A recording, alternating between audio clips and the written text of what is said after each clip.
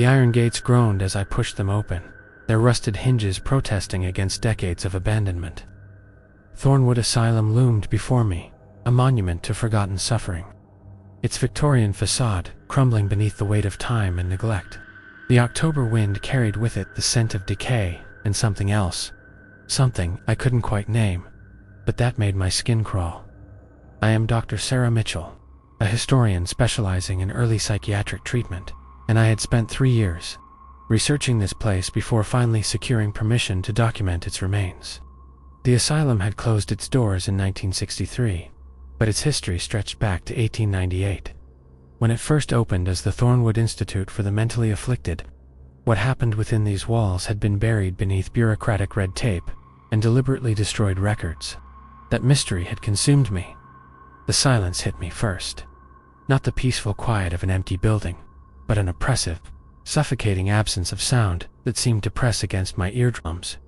Even my footsteps on the gravel pathway seemed muted, swallowed by the atmosphere of dread that clung to the grounds like morning fog. No birds sang in the twisted trees surrounding the property.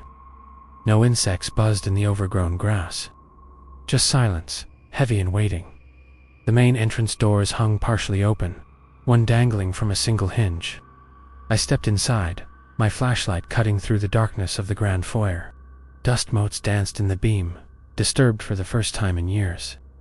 The walls were a patchwork of peeling paint in institutional green and gray, revealing layers upon layers beneath each one representing a different era of treatment, or perhaps a different shade of despair. Long shadows stretched across the cracked tile floor, cast by the late afternoon sun filtering through broken windows. These shadows seemed to move at the edge of my vision, retreating when I turned my head. To my left, a reception desk stood, covered in debris. Old admission forms, yellowed with age, were scattered across its surface. A rusted typewriter sat frozen mid-word, its keys seized in place. The smell of mildew was overwhelming here, mixed with something metallic that reminded me of old blood. I picked up one of the forms, the paper brittle beneath my fingers. The ink had faded, but I could still make out fragments. Patient exhibits violent tendencies. Recommended for immediate isolation. Family refuses visitation rights.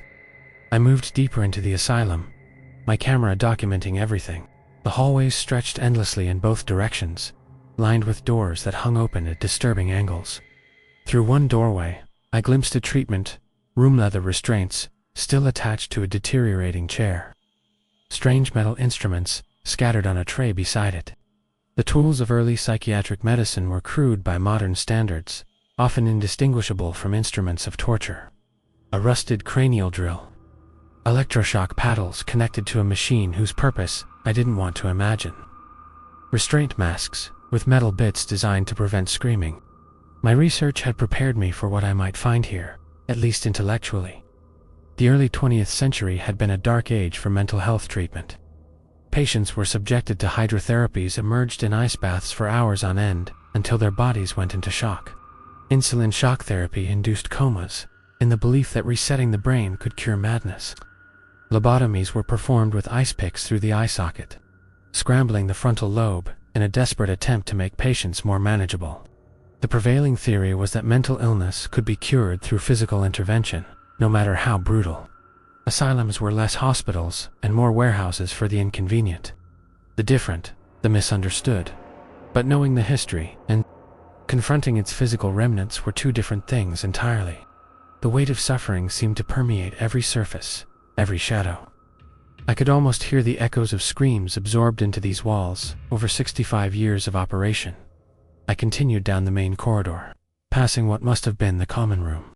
Wooden chairs lay scattered across the floor like fallen soldiers. A piano sat against one wall, its keys yellowed and several missing, grinning at me like a mouth with broken teeth. Sheet music was scattered around it, the notes faded but still visible. It's a long way to Tipperary, a song from the First World War. I imagined patients forced to sing together, their voices hollow and defeated, while nurses watched for any sign of disobedience. The administrative wing was to my right. I pushed, opened the door to what appeared to be the director's office. A large wooden desk dominated the room, its surface clear except for a leather journal and an old fountain pen. Behind it, Filing cabinets lined the wall, their drawers hanging open like mouths gasping for air. Patient files were everywhere, spilling out onto the floor in a cascade of forgotten lives. I picked up the journal on the desk, careful with its fragile binding. The handwriting inside was precise, almost obsessively neat. June 17, 1924. Patient 127 continues to resist treatment. 3 sessions of hydrotherapy have yielded no improvement, have authorized escalation to continuous bath treatment. Patient's family has ceased correspondence. July 3, 1924. Patient 127 expired during treatment. Cause of death listed as cardiac failure. Body prepared for unmarked burial in Eastfield. No notification to family, as per their previous request for no contact. My hands trembled as I set the journal down. This was just one entry, one patient among thousands who had passed through these doors. How many had died here, their deaths covered up, their families never told? How many were buried in that East Field, their graves unmarked and forgotten? I had been exploring for nearly 2 hours when I found at the moment that would change everything. I was on the 3rd floor, in what appeared to have been the women's wing. The rooms here were smaller, more cell-like. Many still contained rusted bed frames bolted to the floor. The walls bore the marks of desperate fingers, scratches and gouges. In the plaster where patients had clawed at their confinement. One room was different from the others. Its door was nearly closed, unlike all the rest, and something about it drew me forward. The wood was warped with moisture, and I had to shoulder it open.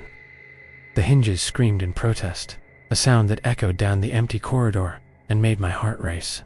The room was largely empty, except for the bed frame and a small wooden chair.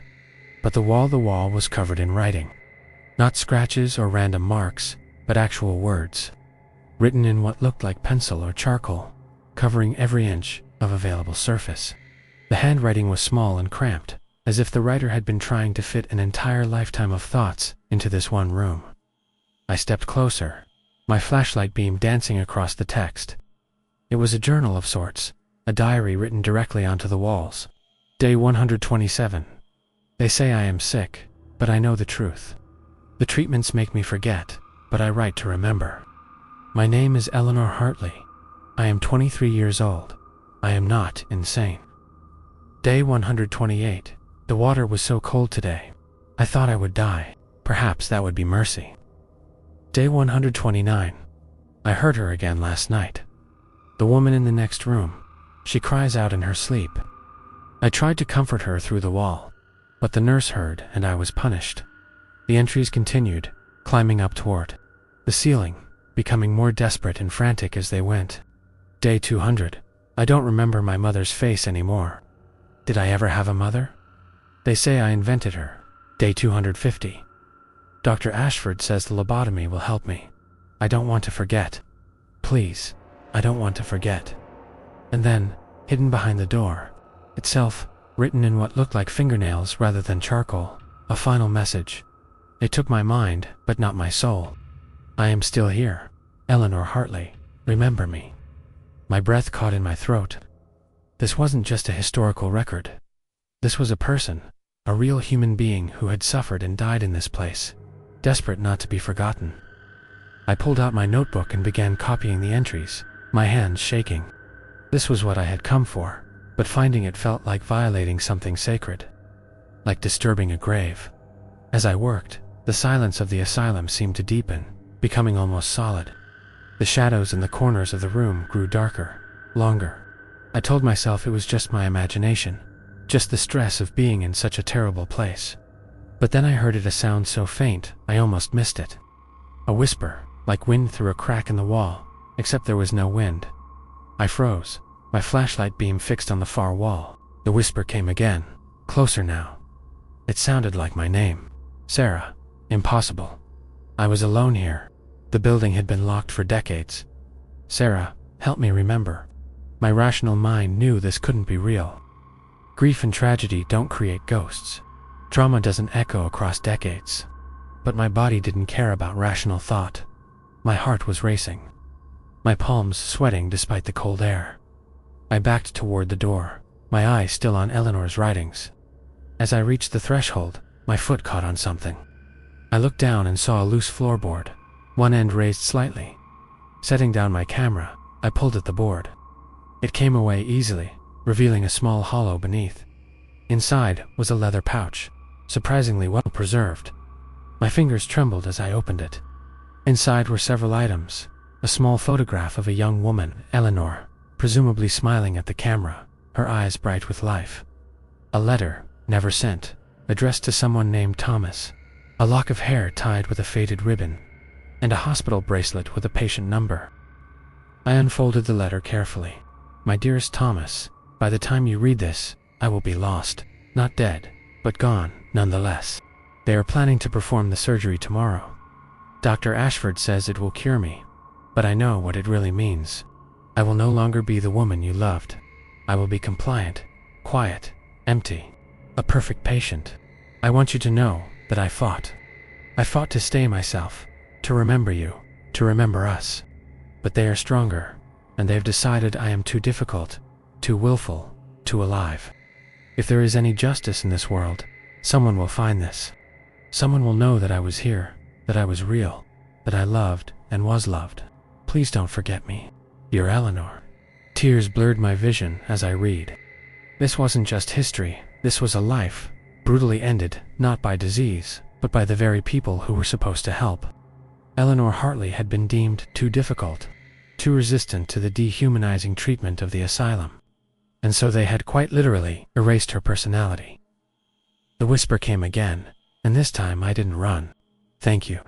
The words seemed to hang in the air, and then the oppressive silence lifted slightly, as if some great weight had been removed. I spent the next hour documenting everything in Eleanor's room, photographing every word on the walls, carefully preserving the items from beneath the floorboard. This would be my life's work, not just documenting the asylum, but telling Eleanor's story, giving voice to someone who had been deliberately silenced. As I made my way back through the asylum, toward the exit, the building felt different. The shadows were still dark, the decay still evident, but the sense of malevolent oppression had faded. I passed through the treatment rooms again, seeing them now not just as historical artifacts, but as the sites of real suffering, real injustice. In the early 20th century, mental illness was poorly understood and deeply stigmatized. Asylums became dumping grounds for anyone who didn't fit society's narrow definition of normal: the depressed, the anxious, the neurodivergent, the rebellious, and yes, sometimes the truly mentally ill, but also women who were too independent, children who were too energetic, anyone whose family found them inconvenient. Once committed, often by a single family member's signature, patients had virtually no rights. They could be held indefinitely, subjected to experimental treatments without consent, and even sterilized to prevent them from passing on their supposed defects. The treatments employed were based on theories that seem barbaric now. The rest cure forced women into complete inactivity for months. Hydrotherapy ranged from ice baths to being wrapped in wet sheets until hypothermia set in. Electroshock therapy, still used today in much more refined forms, was then administered at voltages that caused severe burns and memory loss. And lobotomies, the most infamous of treatments, turned thousands of patients into docile shells of their former selves. These weren't the actions of monsters, which somehow makes it worse.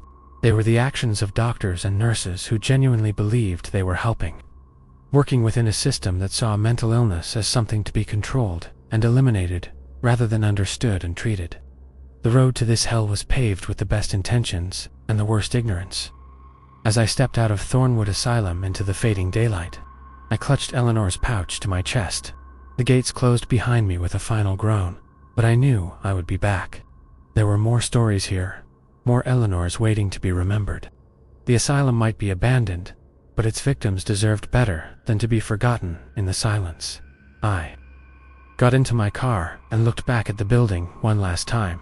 For just a moment, I thought I saw a figure in one of the third-floor windows, a young woman with bright eyes, smiling. I blinked, and she was gone. Perhaps it was just a trick of the light. Or perhaps Eleanor Hartley had finally found some peace in being remembered. The drive back to civilization felt longer than it should have.